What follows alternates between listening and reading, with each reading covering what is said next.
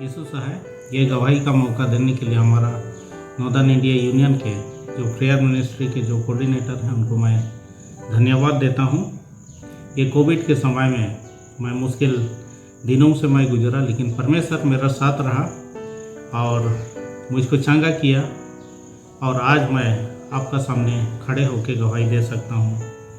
6 अप्रैल को मुझको इमरजेंसी रांची जाना था और मैं 7 तारीख को वापस आया और 7 तारीख को जैसा आता हूँ शाम हो गया था और 7 तारीख से ही मुझको फीवर आने लगा, शरीर दर्द होने लगा, सिर दर्द होने लगा।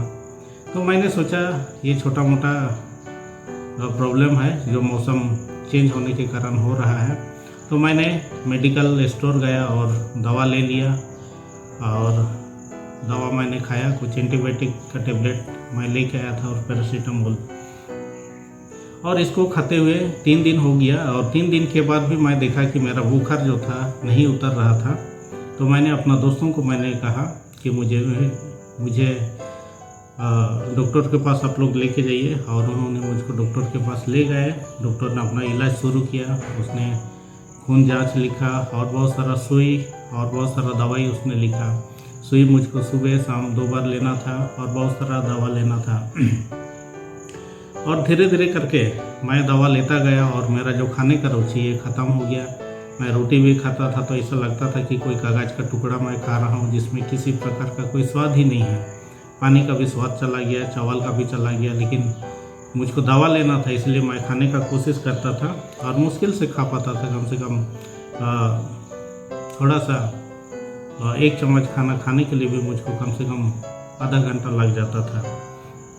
और ये खाते हुए मेरा सुई लेते हुए 12 दिन हो गया और दवाई का किसी प्रकार का असर नहीं कर रहा था।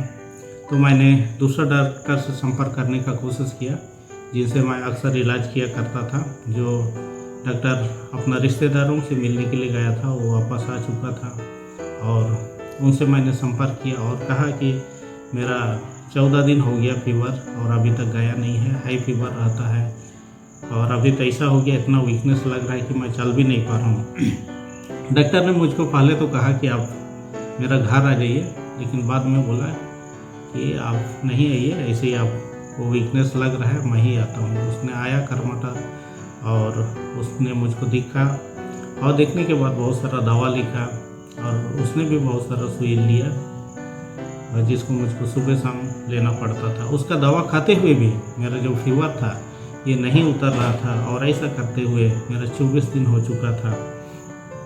इन दिनों में मैं आप लोगों को मैं बता चुका कि खा पी नहीं सकता था, चल नहीं सकता था और मुझको ऐसा लगने लगा शायद मेरा ये आखिरी दिन है।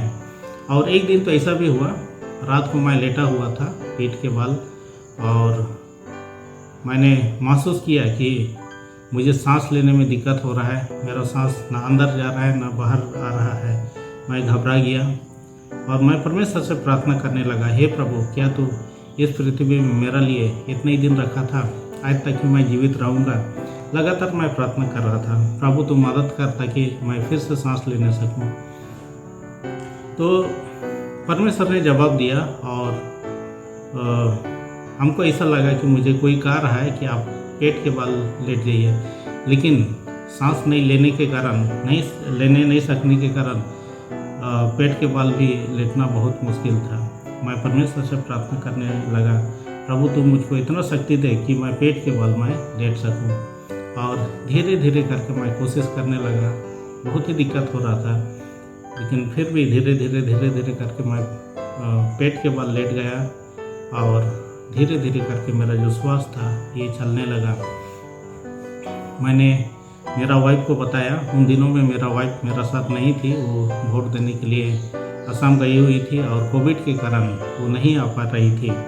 उसने जब सुना वो भी घबरा गई और ई पास निकाली और एक गाड़ी बुक की और यहाँ तक आई और उसने देखा कि मेरा हालत जो है बहुत ख़राब था। मैं मेरा वाइफ को मैंने बोलने लगा कि देखिए दवा खाते हुए मेरा 22 से 24 दिन हो रहा है, अभी तक ठीक नहीं हो रहा हूँ। आप एक काम कीजिए, पपाया का पत्ता लेके आइए, उसको पीसिए, उसको छानिए और उसको पिलाइए, शायद मैं उससे ठीक हो सकता हूँ।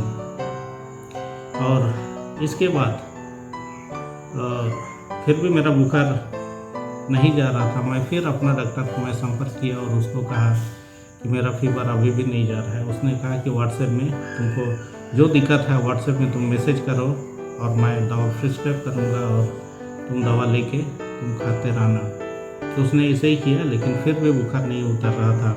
लेकिन जैसे ही 28 दिन होता है ऐसे ही मेरा जो फीवर था ये चला जाता है और मैं अच्छा महसूस करने लगा, लेकिन बहुत कमज़ोर लग रहा था।